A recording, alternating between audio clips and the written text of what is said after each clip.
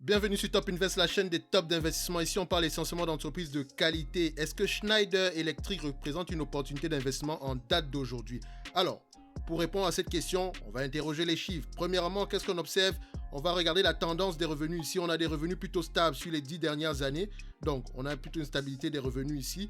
Si on regarde sur les 10 dernières années, c'est une croissance de 2% en moyenne, d'accord, en prenant comme base 2020. Mais il ne faut pas également oublier qu'en 2020, il y a eu une baisse des revenus, ce qui est tout à fait normal par rapport à la période de Covid.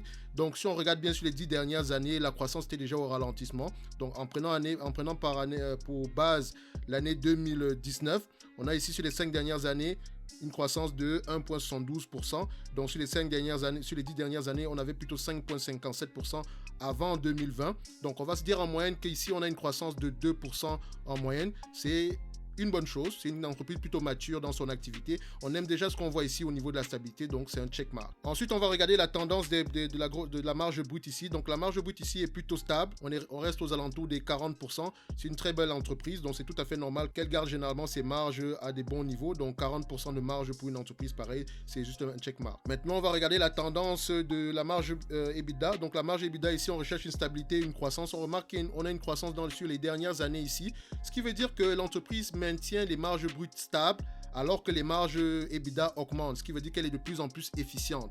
Donc, c'est une bonne information, ce qu'on voit ici dernièrement sur les dernières années. Si c'est durable, c'est une bonne chose, mais sinon, dans l'ensemble ici, on a plutôt une stabilité des marges. Donc, on va se poser la question dans les rapports financiers, pourquoi est-ce qu'on a des marges élevées à ces périodes-ci? Est-ce que c'est durable? Mais la réponse se trouve dans les rapports financiers. Mais ce que je vois déjà ici, c'est une bonne chose, c'est un checkmark. Maintenant, on regarde l'état du bilan. Au niveau de la dette nette sur EBITDA ici, le ratio, on recherche un ratio inférieur à 5. Ici, on a plutôt un ratio aux alentours des 1.5, 1.25. Donc, c'est une stabilité ici. C'est inférieur à 5. On aime bien ce qu'on voit ici. C'est un checkmark. Maintenant, tout ça est beau. Les revenus sont plutôt stables. Les marges sont plutôt stables. Les marges bénéficiaires augmentent plutôt. Donc, c'est une bonne information qu'on obtient ici. Mais combien est-ce que ça vaut en date d'aujourd'hui? Est-ce qu'au prix de 146 € l'action, cette entreprise représente une opportunité d'investissement? Alors, pour le faire, j'utilise la valeur d'entreprise sur EBITDA. Vu qu'on a on a assez de data ici. Donc, on voit que la moyenne, c'est aux alentours de 9,83. D'accord? Et en date d'aujourd'hui, on est à 15,34. Je vous ai toujours dit que la moyenne sur le marché, c'est 10. Et pour une entreprise pareille, 10 devrait être plutôt la moyenne. Il faut également remarquer que c'est une entreprise qui a plutôt tendance à être sous-évaluée pendant plusieurs années. Mais vous allez remarquer que la base des 10 ici est généralement atteinte. Donc, on va se dire que c'est 10 au niveau de nos calculs. Maintenant, combien est-ce que ça vaut en date d'aujourd'hui? Pour le faire, généralement, je vais faire ceci. 1. Je prends le 9,83. Je le divise par 15,34. Qu'est-ce que j'obtiens ici? J'obtiens ici un ratio aux alentours de 0,65. Maintenant, le même 0,65, je le multiplie par 146. Donc, 146 multiplié par 0,65, ça donne ici un total de 95 €, dont j'arrondis toujours. Ça veut dire que l'entreprise au prix actuel est surévaluée et sa valeur réelle se retrouve aux alentours des 95 €. Et ça, c'est la valeur sans prendre en considération la croissance. Je vous ai dit tantôt tout à l'heure que la croissance était plutôt de 2%. Donc, si on ajoute un 2% de croissance en moyenne sur les 5 prochaines années, je vous ai toujours dit pour la croissance, on ne cherche pas à avoir précisément raison. On veut avoir le moins tort possible. Donc, la croissance de 2%, c'est carrément correct ici. Donc, si on prend une croissance de 2% sur les 5 prochaines années, ça revient à multiplier le prix actuel ici par 1,1. Donc, si vous prenez 1,02 exposant 5, ça va vous donner 1,104. Donc, je vais prendre 1,10 ici juste pour arrondir les choses. Donc, si je multiplie 1,5 fois 1,10 ici, ça nous donne ici un total de 105 €. Donc, on va se dire qu'avec une croissance, le prix actuel également reste surévalué. Donc, la valeur se situe aux alentours de 105 €. Donc, en date d'aujourd'hui, Schneider Electric est surévalué. Mais on ne va pas juste s'arrêter là. On va essayer d'aller regarder autrement. Maintenant, j'ai pris un autre calcul. Le revenu ici, c'est 27 milliards 400. D'accord? J'arrondis toujours. c'est 27 milliards 400. Les free cash flow ici moyens sont de 10, mais sur les 2 dernières années, elle a des free cash flow de 15%. Déjà, il faut se poser la question, pourquoi est-ce qu'on a des free cash flow de 15% subitement? Dans tous les cas de figure, j'aime bien ce que je vois ici, c'est par rapport à la dépréciation. Donc, elle a déprécié énormément. C'est la raison pour laquelle, vu que la dépréciation c'est pas une dépense en capital normalement, donc c'est pas du cash qui sort. Donc, c'est des provisions en termes de dépenses en capital. Mais généralement, toutes les entreprises ne dépensent pas la même chose en capital, même s'ils déprécient rapidement. Dans tous les cas de figure ici, ça veut dire, oubliez tout ce charabia. Ici, la marge est de 15%, mais en moyenne, c'est 10%. Ici, je prends 15%, c'est-à-dire que je suis déjà en train d'exagérer. Donc, je vais faire une analyse, je vais exagérer au niveau de mon analyse. 1.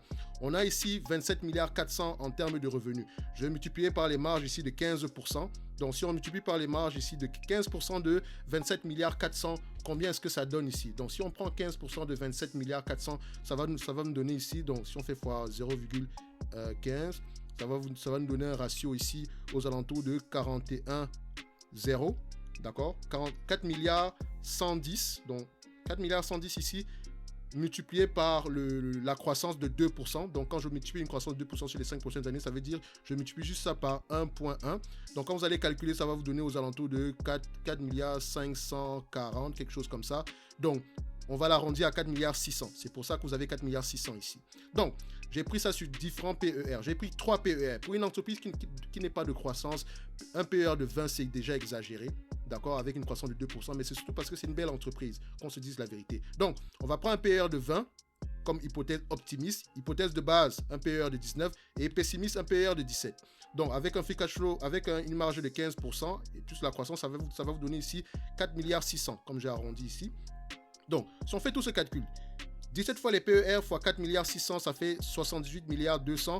Si on enlève la dette ici, la dette nette, il reste ici 68 milliards 200.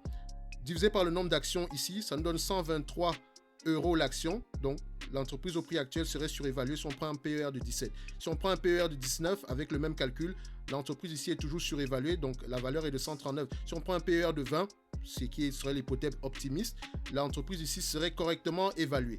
Donc, je dirais que au prix actuel, au pire, l'entreprise vaut 105 euros. Au mieux, elle vaut 148 euros. Mais tout ça, c'est en prenant en considération un free cash flow de 15%, une croissance de 2%, un PER de 20 et ainsi qu'une dette constante. Donc, quand je dis un PER de 20, j'ai pris 3 hypothèses pour le PER, mais je pense plus pour ce niveau-ci parce que c'est une entreprise qui s'échange souvent à des PER élevés parce que c'est une belle entreprise. Mais dans tous les cas de figure, si moi je vais acheter cette entreprise-ci, vu que la valeur se situe dans ce range, dans cet intervalle, je ne vais pas l'acheter à 148 euros, jamais de la vie.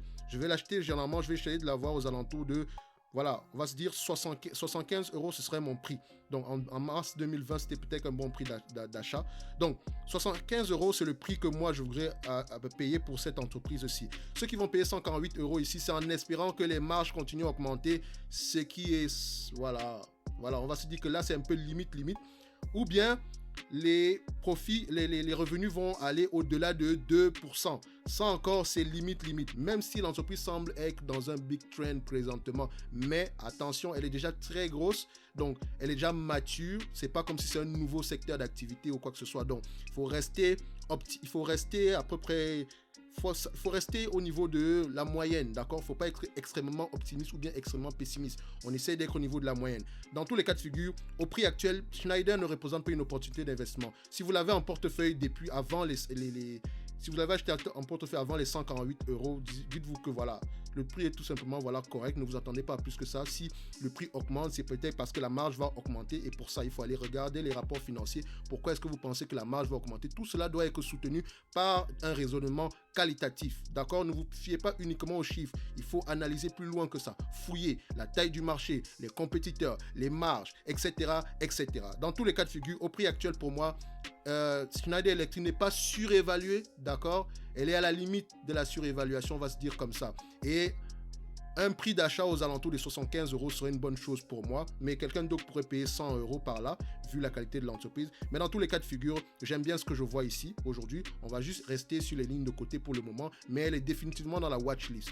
Donc, c'est ce que j'avais à dire ici aujourd'hui par rapport à Schneider Electric. D'ici là, abonnez-vous massivement à la chaîne et on se donne rendez-vous à la prochaine vidéo.